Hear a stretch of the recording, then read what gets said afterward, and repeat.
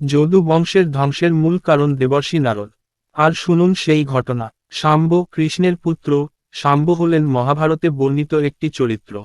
ইনি কৃষ্ণ এবং তার এক মহিষী জাম্বতীর পুত্র। একবার শ্রীকৃষ্ণের শিবের মতো গুণসম্পন্ন একটি পুত্রলাভের ইচ্ছা হয়। তখন তিনি উপযুক্ত পরামর্শের জন্য এক ঋষির কাছে যান। তখন সেই ঋষি কৃষ্ণকে বলেন যে তিনি যদি 1000 ফুল নিবেদন করে বহু বছর ধরে শিবের আরাধনা করেন তাহলেই শিব পুষ্ট হয়ে তার মতো একটি পুত্র দান করবেন। সেই পরামর্শ অনুসারে কৃষ্ণ নিভৃতে গিয়ে সারা অঙ্গে ভস্ম মেখে এবং বলকল, গাছের ছাল ধারণ করে শিবের আরাধনা করতে আরম্ভ করেন।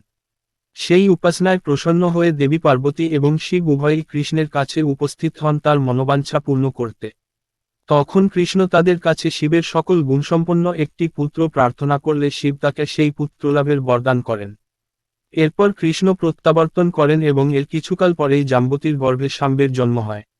একদিন কয়েকজন যাদব একত্রিত হয়ে কয়েকজন ঋষির সাথে ছলনা করার চেষ্টা করে। তারা শাম্বকে এক গর্ভবতী নারীর বেশে সজ্জিত করে ঋষিদের জিজ্ঞাসা করে যে সেই নারীর আগত সন্তান পুত্র হবে না কন্যা। ঋষিরা ধ্যানে সমস্ত ছলনা জানতে পেরে ক্রুদ্ধ হয়ে শাপ দেন যে নারীবেশী শাম্বের গর্ভে এক মুসল জন্মগ্রহণ করবে এবং সেই মুসলি হবে যদুবংশের ধ্বংসের কারণ।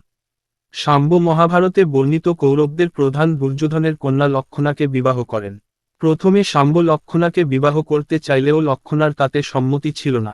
বিবাহযোগ্যা কন্যা লক্ষণার জন্য দুর্যোধন এক স্বয়ম্বর সভার আয়োজন করেছিলেন যাতে সে নিজেই নিজের পতি নির্বাচন করতে পারে। তখন শাম্ব লক্ষণাকে সেই স্বয়ম্বর সভা থেকে বলপূর্বক হরণ করে নিয়ে এসে বিবাহ করেন। এতে কুরু বংশের প্রধানরা ক্রুদ্ধ হয়ে শাম্বকে আক্রমণ করেন এবং তাকে ও লক্ষণাকে হস্তিনাপুরে আটক করেন। দেবর্ষি নারদের মুখে এই সংবাদ পেয়ে যদু বংশের প্রধানরাও ক্রুদ্ধ হয়ে তাদের রাজা উগ্রসেনের নেতৃত্বে হস্তিনাপুর আক্রমণ করতে প্রস্তুত হন। তখন কৃষ্ণের অগ্রজ বলরাম উভয় পক্ষের মধ্যে সন্ধি স্থাপনের উদ্দেশ্যে হস্তিনাপুরে যাত্রা করেন।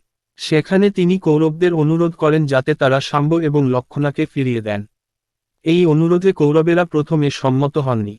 তখন বলরাম রুষ্ট হয়ে বলেন যে তিনি যুদ্ধ করে সমগ্র হস্তিনাপুরকেই গঙ্গায় নিক্ষেপ করবেন।